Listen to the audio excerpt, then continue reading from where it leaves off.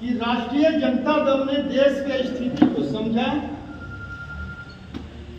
और आदरणीय लालू प्रसाद यादव जी ने जो 90 के दशक से जो लड़ाई लड़कर हमारे लोगों को, अम्बेडकर के लोगों को, बहुजन समाज के लोगों को जो हक अधिकार देने का काम किया था, वो अधिकार आज खतरे में है, क्योंकि वो सारा अधिकार हमें संविधान से मिलता है, जो बाबा साहब के संविधान ने हमें अधिकार दिया। वो सारा अधिकार हमारे खतरे में है। लेकिन देश के सत्ता में बैठे मनुवादी लोग कहता है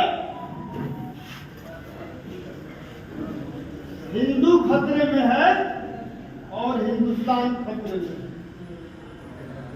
कैसे? प्रधानमंत्री तुम हो, राष्ट्रपति तुम हो, सारे संवैधानिक पद पर बैठे हुए तुम हो, कैसे हिंदू खतरे में है और हिंदुस्तान खतरे में है? तो मैं आप लोगों को ये कहने आया हूं, ना हिंदू खतरे में है और ना हिंदुस्तान खतरे में है। अगर खतरे में है तो भारतवर्ष का संविधान खतरे में। और संविधान को बचाने का जिम्मेदारी राष्ट्रीय जनता दल ने अपने कंधे पर ले लिया। तो जो दल ने अपने कंधा पर संविधान को बचाने का जिम्मेदारी लिया है और संविधान के माध्यम से देश के 130 करोड़ जनता के अधिकार को बचाने का जिम्मेदारी लिया, तो देश के 130 करोड़ जनता का कोई दायित्व बनता है कि नहीं बनता? बनता है कि नहीं बनता है? बनता है। हम कैसे बचाएंगे देश को, इस मिशन में हम लोग हर प्रखंड में जा रहे हैं अपने लोगों को जगाने के लिए, जो बाबा भीमराव अम्बेडकर के लोग हैं। कैसे जगाएंगे?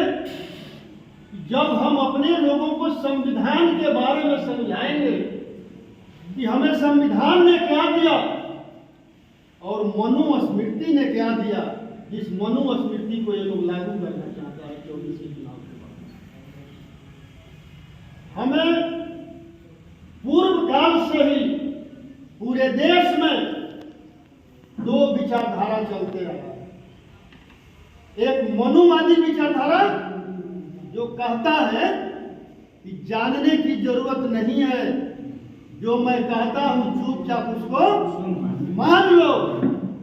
और दूसरा मानववादी विचारधारा जो अम्बेडकर जी का विचारधारा है, गौतम बुद्ध का विचारधारा है, ज्योतिबा फुले और सावित्रीबाई फुले का विचारधारा है, कबीर दास का विचारधारा है, संत रविदास का विचारधारा है, बीपी मंडल जी का विचारधारा है, लोहिया जी का विचारधारा है, साहू जी महाराज का विचारधारा है, अमर शहीद जगदेव प्रसाद का विचारधारा है और आदरणीय लालू प्रसाद का विचारधारा है। ये विचारधारा कहता है कि किसी भी चीज को मानने से पहले अच्छी तरह से जान लो, समझ लो। अगर नहीं समझोगे तो धोखा खाओगे। लेकिन हम अपने पूर्वजों को पढ़ना नहीं चाहा, अपने पूर्वजों को हमने समझा ही नहीं। हमारे पुरखे ने कभी भी धर्म, जाति, मंदिर, मस्जिद की लड़ाई लड़ने का काम नहीं किया। वो जिसका काम है अपना करते रहते हैं।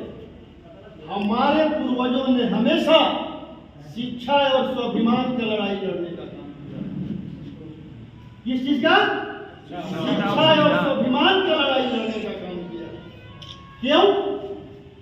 गौतम बुद्ध ने कहा क्या कि जो किताबों में लिखा है उसको सत्य मत मान लेना, जो कुछ लोग कह रहे हैं उसको भी सत्य मत मान लेना, जिसको बहुत सारे लोग कह रहे हैं उसको भी सत्य मत मान लेना। जिसे तुम सत्य समझते हो उसी को सत्य मान। और उन्होंने कहा बुद्धम शरणम गच्छामि, मतलब बुद्धि के शरण में जाओ। धम्मम शरणम गच्छामि, मतलब किसी धर्म से जुड़ कर रहो, मतलब एक होकर के रहो। और संघम शरणम गच्छामि, एक संघ में रहो, एक समूह में रहो, नहीं तो कमजोर हो जाओ। आप कभी तो उनके जो शिष्य लोग थे उनसे पूछे कि गुरु जी आपका संदेश क्या है हम लोगों के लिए स्पष्ट बोलिए। उन्होंने कहा कि अब दीपक भरो, अपना दीपक सोम बनो। और जो गौतम बुद्ध ने उपदेश दिया उस पर मैं बता देता हूँ। आप बाजार में अंगूर बिकते हुए देखे हैं? जो गुच्छे वाला अंगूर है उसका कीमत आज जो टूट के बिखरा हुआ है कम है। हमें कैसे रहना चाहिए, गुच्छा में या गुच्छा में? अगर गुच्छे में नहीं रहेंगे, टूट कर बिखर जाएंगे, वही मनुवादी कभी दिल्ली की सत्ता से नहीं। बाबा साहब ने हमें स्पष्ट संदेश दिया है संविधान में, क्या दिया है? ओबीसी और एससी एसटी। लेकिन इन मनुवादियों ने हमें जाति में बांट दिया, और जाति में बांटकर हर जातियों का अलग अलग मतलब देवता बना दिया। उसी प्रकार आज इन मनुवादियों ने हमें जाति में बांटकर हर जाति में अलग अलग नेता बना दिया। उस प्रकार नेता उस समय उस युग में जो है नेता के रूप में देवता को खड़ा कर दिया। ये तुम्हारा देवता है, ये तुम्हारा देवता है, तुम्हारा देवता है, तुम्हारा देवता है। आज ये तुम्हारा नेता है, तुम्हारा नेता है, तुम्हारा नेता है, तुम्हारा नेता है। यानी तुम बिखरे रहो और हम सत्ता पर आज लेकिन ये समस्या दोनों का है, ओबीसी और एससी एसटी का दोनों का समस्या है कि नहीं है? और दोनों का रिश्ता क्या है? ओबीसी और एससी एसटी का में रिश्ता कैसा है? हमारे पूर्वजों ने क्या सिखाया है हमें? ओबीसी और एससी एसटी में दर्द का रिश्ता है, और दोनों का दर्द एक है तो दवा भी एक होना चाहिए और डॉक्टर भी एक ही होना चाहिए। जो बिहार में महागठबंधन बना है डॉक्टर के रूप में, बिना महागठबंधन के में गए हुए बिना इलाज का ओबीसी और एससी एसटी का इलाज होने वाला नहीं है। आना बीमारी ठीक होगा, तो उस बीमारी को ठीक करने के लिए क्या हमें करना होगा? एक होना पड़ेगा, और एक होकर राष्ट्रीय जनता दल के लोगों को आगे बढ़कर ओबीसी में बहुत सी जातियां में ये लोग हमें बांट दिया है, एससी एसटी को भी बहुत जाति में बांट दिया है। हमें आगे बढ़कर उनको गले लगाने का, और जब तक हम ये काम नहीं करेंगे तब तक वो नफरत फैलाते रहेगा। कैसे फैलाएगा? मुसलमान तुम्हारा दुश्मन है, तुम दलित हो, अरे तुम्हारा सारा अधिकार तो जादव खा रहा है, तुम जादव हो, तुम्हारा सारा अधिकार तो कुशवाहा खा रहा है। लेकिन जिस दिन हम गुच्छे में हो जाएंगे उस दिन उसका हिम्मत नहीं खोलेगा। तो सबसे पहले मैं आप लोगों से पूछना चाहता हूं कि जो दो विचारधारा चल रहा है, आप किस विचारधारा के साथ रहना चाहते हैं? मानववादी या मनुवादी? मानववादी को मानने वाले कितने लोग हैं? मानववादी को आप नहीं मानते हैं, मानववादी को, और मनुवाद को मानने वाले? हम जो कहेंगे उसको आप शब्द मान लेंगे ना? ये तलवार है, नहीं मानेंगे। इसलिए नहीं मानेंगे कि मैं ब्राह्मण नहीं हूं। ये बात सही है, यही बात है। अगर मैं ब्राह्मण होता तो मैं कहता कि पानी नहीं कलम है, तलवार है, तो आप सब कुछ मान लेंगे। नहीं मानते? हाथ में क्या बांधे? वो क्या है? हाँ? क्या है? सुंदर लगने के लिए कुछ नहीं है। ये बताइए, जिस चीज के बारे में मैंने वही बोला कि कोई चीज करने से पहले, मानने से पहले उसके बारे में जान लो। ब्राह्मण जब घटी बांधता है तो कौन सा मंत्र पढ़ता है? कौन सा मंत्र? संस्कृत में पढ़ता है। किसी को समझ में आता है? नहीं आता है। वही समझ जब समझ में ही नहीं आता है, बंधवाते क्यों? यही तो बात। वो कहता है, विधायक जी हम लोग अपने से बाने हैं। क्यों बांधे हैं? वही तो बता रहे हैं। वो कहता है कि जिस तरह मैंने राजा बलि को बांधा और उसको अपने वचन में बांध करके उसका सारा राजपाट में ले लिया था, उस प्रकार तुमको भी बांध रहा। तुम अपने वचन से मुकरना मत और आदो आदि तक हमारा गुलाम हो जाए। करते रहो। लोहिया जी को पता है जी। समझे? जी। यही है मनुवादी विचरता। वो कहता है तो मान लेते हैं, मैं कह दिया इसको तलवार तो आपने नहीं माना, लेकिन जिसको आप अपने घर में बुलाते हैं, बैठाते हैं, नाश्ता पानी करवाते हैं, उसका पाव पखारते हैं, वो कहता है कि बच्चा थोड़ा सा गोबर लेकर आओ, लेकर आते हैं। वो कहता है कि मान लो कि गोबर नहीं गणेश है, सब लोग मानते हैं कि नहीं? मानते हैं। तो मैं कह रहा हूँ, आपका भाई हूँ, आपके परिवार का हूँ, तो नहीं मान रहे हैं, और एक ब्राह्मण का कहा हुआ बात आप मान रहे हैं। यही मनुवाद है और यही उसमें क्षमता है गुलाम बनाने का। तो आप लोगों को भी कहना चाहिए, पंडित जी अब तो कथा समाप्त हो गया, अब कुछ पारण कर लीजिए, मैं भी लाता हूँ, गोबर के लड्डू बना कर लाइए, आप बोलिए खाओ। खिलाइए। मान लो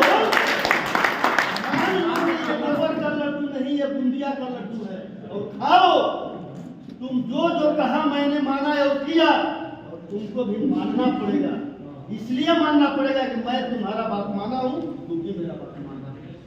उसके बाद से वो कभी आपसे गोबर मंगवा कर गणेश मनवाने का काम नहीं करेगा। बात है ना? मैं इसलिए समझाया कि उसी रास्ते पर देश का प्रधानमंत्री होगा। उसने 14 के चुनाव में कहा मैं ओबीसी मां का बेटा हूं, और आप सभी ओबीसी के लोगों ने मान लिया ओबीसी मां का बेटा।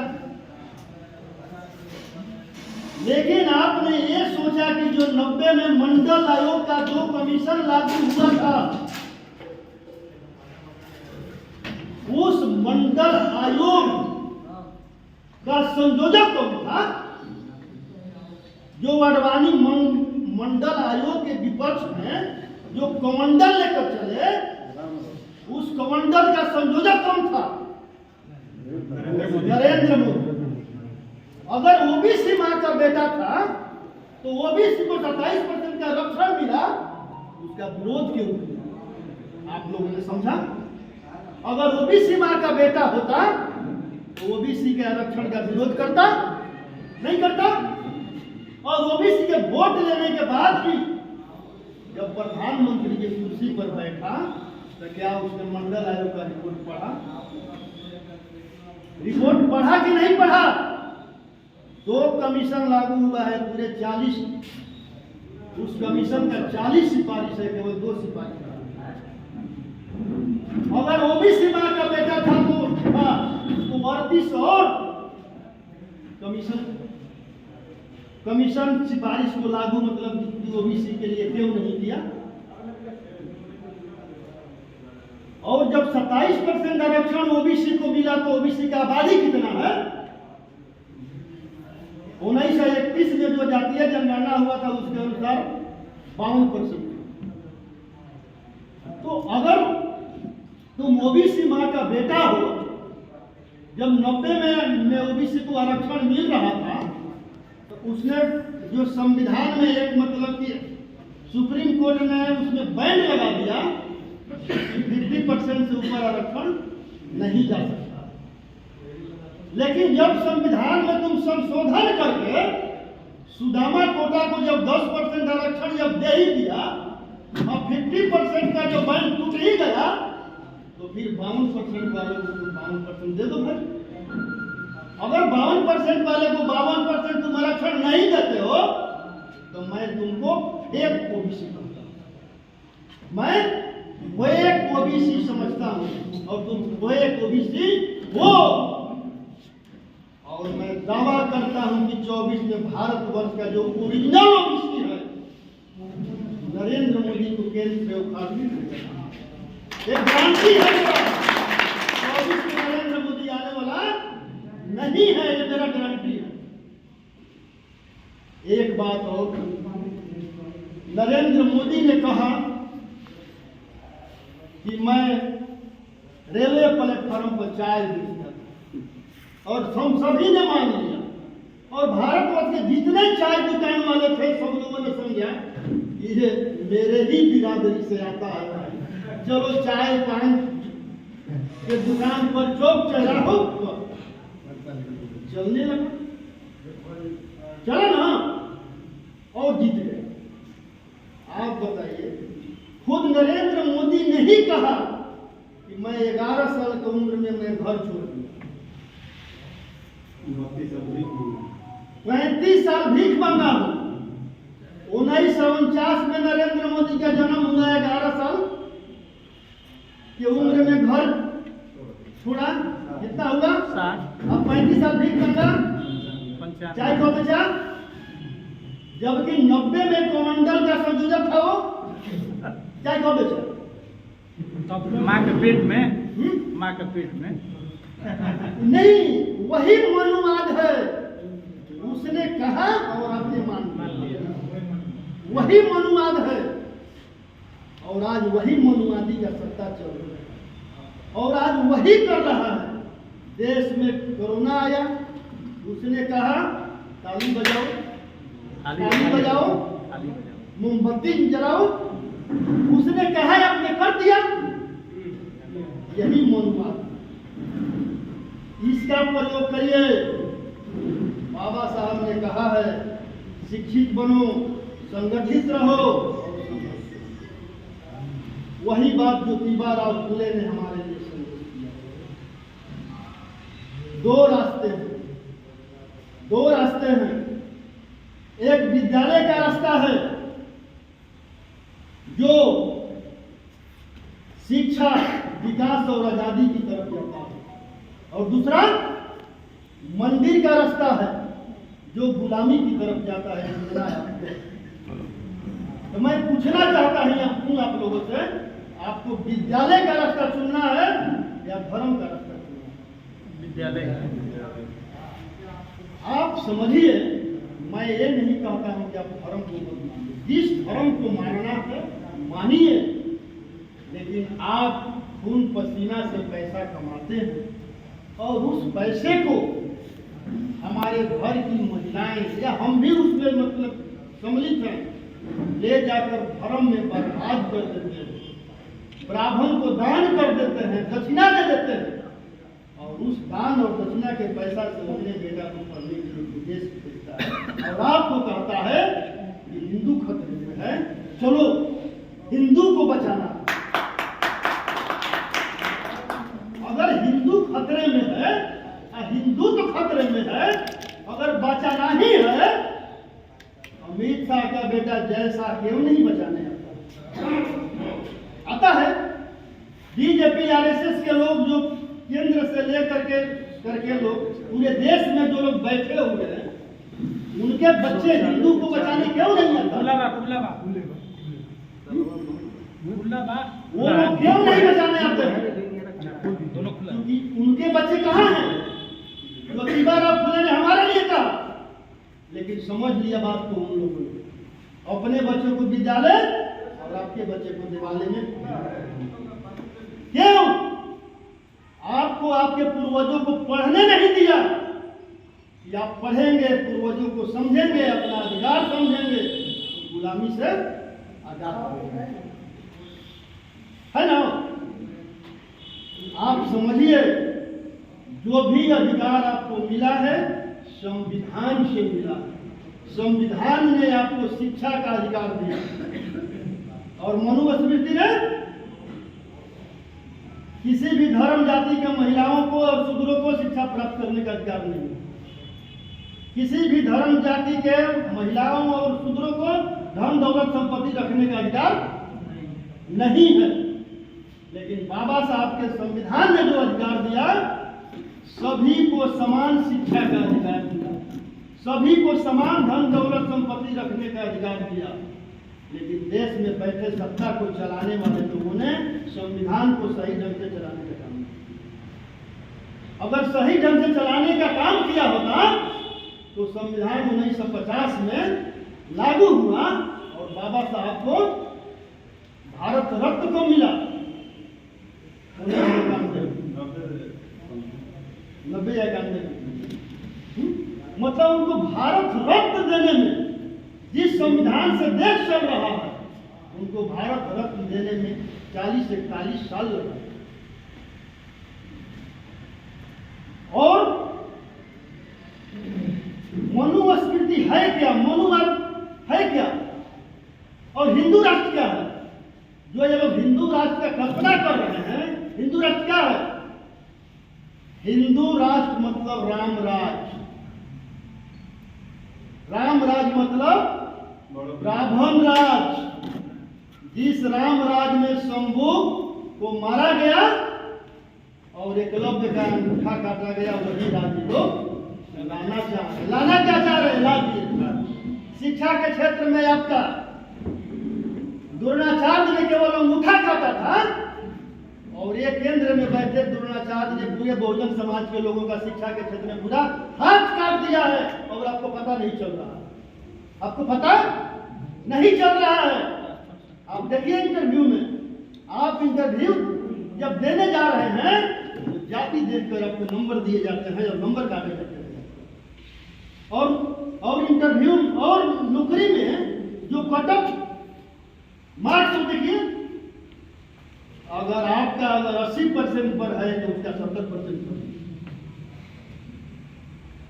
और लेटरल एंट्री जो नई शिक्षा नीति है, वो नई शिक्षा नीति के तहत क्लोजर एंड मर्जर और lateral entry. Closer and merger का मतलब है कि 45,000 भारतवर्ष में डिग्री कॉलेज है, उस 45,000 डिग्री कॉलेज को क्लोज एंड मर्ज कर करके 15,000 कर दिया। आप कहाँ रहे? और 30,000 डिग्री कॉलेज के प्रोफेसर और प्रिंसिपल कहाँ जाएंगे? उसके बच्चे कहाँ पढ़ेंगे? तो उसके बदले में गुरुकुल खोले जाएंगे अडानी और अंबानी के, जहां विद्यालय अडानी और अंबानी का होगा। अब पढ़ने वाले लोग मनुवादी होंगे। आपके बच्चों को इतना शिक्षा महंगा तो अभी ही कर दिया है और इतना महंगा कर देगा कि आपके बच्चों का उसमें एडमिशन करवाना संभव नहीं है। अगर कहीं से पैसे का व्यवस्था कर भी लिए फिर भी आपके बच्चे का एडमिशन उसमें नहीं मिलेगा। आपके बच्चों को शिक्षा प्राप्त करने का अधिकार छीन लिया जाएगा। यही मनुस्मृति है, यही मनुस्मृति है और यही ये लोग लागू करना चाहते हैं। और ये लोग कितने चालाक हैं। आप कुल्हाड़ी को देखे हैं? कुल्हाड़ी में अगर लकड़ी का गुत्था नहीं होता तो कुल्हाड़ी की औकात है किसी लकड़ी को काट देगा? अगर इन मनुवादियों के साथ हमारे समाज के लोग अगर बैठकर वहां दलाली नहीं कर रहे होते, इसकी औकात है हमारा एक भी अधिकार मतलब कि छीन ले। तो सबसे पहले अगर चाहते हैं कि संविधान बचे तो उस कुल्हाड़ी से उस गुत्थे को काट करके फेंकना पड़ेगा। जब तक गुत्थे को काट कर नहीं फेंकेंगे आप, तब तक आप संविधान बचाने में सफल नहीं हो पाएंगे। वो आएंगे आपके बीच, कहेंगे मैं आप ही के परिवार का हूं, आप ही का भाई हूं, आप हमें वोट दीजिए। आप सवाल कर सकते हैं, ठीक है। अगर हमारा भाई है तो आपने जब हमारा अधिकार लूटा जा रहा था, जब लेटरल एंट्री लाया गया, लेटरल एंट्री के तहत 400 संयुक्त सचिव बनाए गए देश में, उस संयुक्त सचिव में ओबीसी एससी एसटी के एक भी बच्चा है क्या? एक भी नहीं है। सब 10% वाले और 90% वाले वहां बैठकर दलाली कर रहे हैं। काशी राम जी ने एक किताब लिखा था चमचा युग, और उसने स्पष्ट लिखा था कि जिसको जवानी में चमचागिरी करने का लत लग जाता है वो पूरी जिंदगी दलाली करने का काम करता है। और ये भी कहा था कि हमारे ही लोग कुछ चमचे हो गए हैं जो वहां बैठकर हमारा सौदा कर रहे हैं। उस सौदागर से हमें सावधान रहना है। अगर वो सौदागर अगर हमारा होता, अगर मनुवादियों का गुलाम नहीं होता, तो 30 पॉइंट रोस्टर पर रोड पर होता। जो 30 पॉइंट रोस्टर लाया गया था, इस 30 पॉइंट रोस्टर के तहत किसी भी बहुजन समाज के लोगों के बीच का प्रोफेसर नहीं बन गए। और एससी एसटी एक्ट में जो बदलाव किया था, एक भी एससी एसटी का नेता कुछ बोलने का काम नहीं किया था, जबकि सांसद में 131 सांसद एससी एसटी का। अब क्या कहेंगे उन लोगों के लिए? जिस समय सारे नेता एससी में सो रहे थे, सांसद विधायक मंत्री, उस समय भारतवर्ष के बहुजन समाज के लोगों ने कमांड अपने हाथ में लिया। नतीजा क्या हुआ? 2 अप्रैल 5 मार्च का आंदोलन याद करिए। भारत की जनता ने उस आंदोलन को अपने हाथ में लिया और 56 छीना वाले को पीछे हटना पड़ा और उस कानून को वापस लेना पड़ा। उसी तरह 24 में भारतवर्ष के बहुजन समाज के लोगों को लड़ाई अपने हाथ में लेना पड़ेगा। लड़ाई को अपने हाथ में लेना पड़ेगा और जीतना पड़ेगा। और हमें विश्वास है कि बहुजन समाज के लोगों ने अगर संविधान को बचाने का लड़ाई अगर अपने हाथ में ले लिया, तो 10% के जो मनुवादी लोग बैठे हैं इनकी कोई औकात नहीं, और जो चमचे लोग बैठे हैं वो आपके बीच नहीं आएंगे। उस समय भी नहीं आ रहे थे जब सड़क पर बहुजन समाज के लोग उतरा था। एक नेता नहीं उतरे थे, सब लोग मतलब दुखे हुए। उसी प्रकार 24 का लड़ाई आपको अपने हाथ में लेना पड़ेगा और उस लड़ाई को सफल बनाने के लिए बिहार में महागठबंधन बना है। आप देख रहे हैं पूरे देश में आदरणीय लालू प्रसाद जी के नेतृत्व में माननीय मुख्यमंत्री जी, उप मुख्यमंत्री जी पूरा देश घूम रहे हैं। किस लिए? आपके अधिकार को बचाने के लिए। हमारा कर्तव्य क्या बनता है? संविधान है तो हम हैं। मैं आपसे पूछना चाहता हूं, बहुत सारे अपने राज्य में ही ले लीजिए, अलग अलग समाज के अलग अलग नेता हैं, सब अपने अपने समाज को ये सपना दिखा रहे हैं, हमारे समाज का मुख्यमंत्री होगा, हमारे समाज का मुख्यमंत्री होगा, हमारे समाज का मुख्यमंत्री होगा। कैसे होगा भाई? जब 24 में तुम्हारा संविधान मिट जाएगा, 24 में देश नहीं बचेगा, मनुस्मृति लागू हो जाएगा, वोट देने का अधिकार खत्म हो जाएगा, चुनाव नहीं लड़ सकते हो, तो मुख्यमंत्री कैसे बनोगे भाई? तुम जवाब तो दो। तो पहले सब बनकर देश, पहले सारे लोग इकट्ठा होकर के पहले देश को तो बचाओ। छोड़ो चमचागिरी बाद में तुम कर लेना भाई, लेकिन अभी देश बचाने का समय है। देश को बचाओ। अगर आप लोग देश को नहीं बचाते हैं तो आने वाली पीढ़ी आपसे सवाल करेगी कि आपके पूर्वज ने लायक था जो आपके लिए संविधान दिया, पुस्तक दिया, अधिकार लड़ा, अधिकार दिया आपको, आप क्या कर रहे थे? मैं तो कह दूंगा कि भाई मैं तो पूरे प्रखंड में घूम घूम कर मैं संविधान बचाने का लड़ाई लड़ रहा, लेकिन आप क्या जवाब देंगे अपने आने वाले पीढ़ी को? क्या उनसे नजर में नजर मिला करके अब बात मतलब कर लेंगे क्या? तो आपके लोगों को पूरे गुलाम बनाने की साजिश चल रही है। मैं कहता हूं बहुजन समाज के युवाओं को संदेश देता हूं, भाई फेंक दो धर्म का तलवार, उठा लो कलम और किताब। वही एक रास्ता है। और मैं पूछना चाहता हूं, जो कहता है कि मुसलमान हमारा दुश्मन है, क्या मंडल आयोग का विरोध किसी मुसलमान ने किया था? क्या किया था? क्या जो ओबीसी को 27% का आरक्षण मिला था, उस आरक्षण का विरोध किसी मुसलमान ने किया था? क्या तो मुसलमान मेरा दुश्मन कौन हुआ? मुसलमान मेरा दुश्मन कैसे हुआ? हमारे अधिकार को, जब जब हमें अधिकार मिला है, संवैधानिक अधिकार, विरोध करने का काम इन मनुवादियों ने किया है। तो मैं कहता हूं कि ओबीसी और SC/ST का दुश्मन एक है, और वो है मनुवादी और समाजवादी लोग। और सभी लोगों को एक होकर इस देश के सत्ता से मनुवादी और समाजवादी लोगों को उखाड़ फेंकने का जरूरत है।